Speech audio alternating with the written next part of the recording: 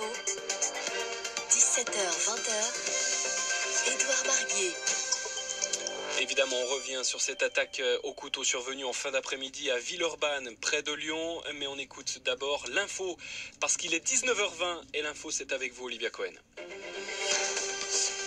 L'auteur présumé de l'attaque au couteau de Villeurbanne cet après-midi n'est ni fiché S ni connu des services de police. Il se présente comme un demandeur d'asile afghan.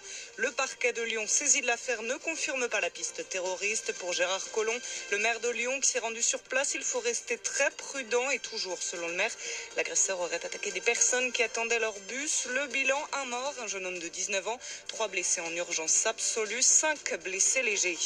Dans le reste de l'actualité, des milliers de gens descendus dans la rue aujourd'hui au Royaume-Uni pour s'opposer à la suspension du Parlement.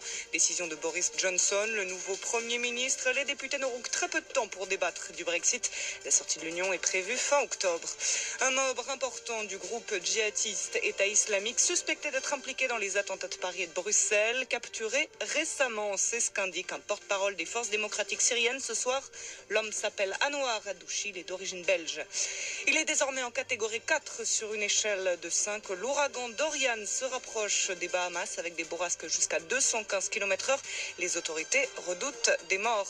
Tout repose sur les épaules de Gaël Monfils, dernier français en lice à l'US Open de tennis à New York. Il affronte le Canadien Denis Shapovalov à partir d'1h du matin, heure française.